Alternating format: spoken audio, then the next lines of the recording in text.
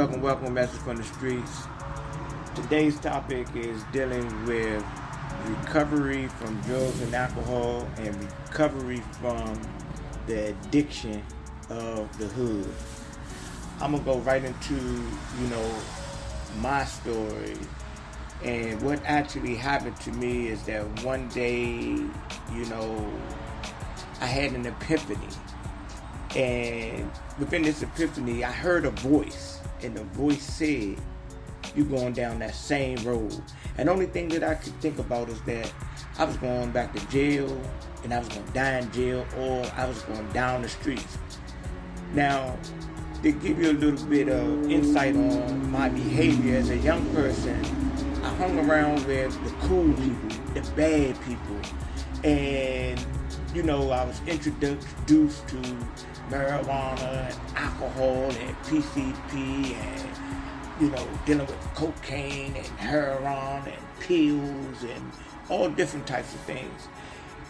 And what eventually happened is I got to a place in life where as though that I was going in and out of the institution, of the penal system. I was incarcerated for more than 10 years of my life, on and off. So this particular day, when I heard that voice, I had seen what I had seen, and I had experienced what I had experienced, and I knew that I was going down the street. So I got down and I prayed. I said, "God, I want to help people." And I heard a voice, and the voice said, "Help yourself."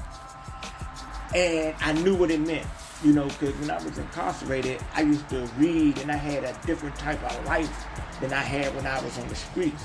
I didn't realize until years later that I was addicted to the life that I was living in the streets. I had several opportunities to get away from that lifestyle, but I was sucked back in, and I was drawn back in because I didn't have enough. I thought that I could conquer the streets. I could smoke and I could drink and I could do what I wanted to do. Yet, as I was getting older, like some of you are or will become, you're going to learn one thing, that there's rules to this life, and if you don't play by the rules, in a sense, that your life or your health going to be required of you. Not just your physical health, sometimes it's your mental health. And we see it every day. People out here walking around talking to themselves. People out here, very, very incapacitated, because of their health. May they be obese, may they have heart problems, all this. Well, I made a decision that day and stop smoking and stop drinking and stop hustling. It was August the 31st, 2009. And every day I got up, my demons would come for me. I would think about hustling. I was thinking about getting high. And you know what I would say? I trust you, Yahweh. I trust you, God.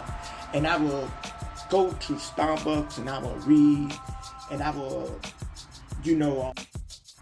send text messages to my friends and, on the social media app, about what I had read about and trying to help them. And as I was giving people information that I was reading, I was helping myself.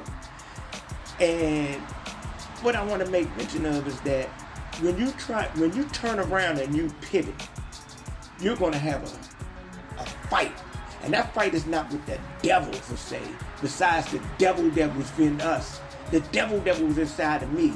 My demons of smoking, drinking, and hustling and living a certain type of lifestyle, they would come back and challenge me.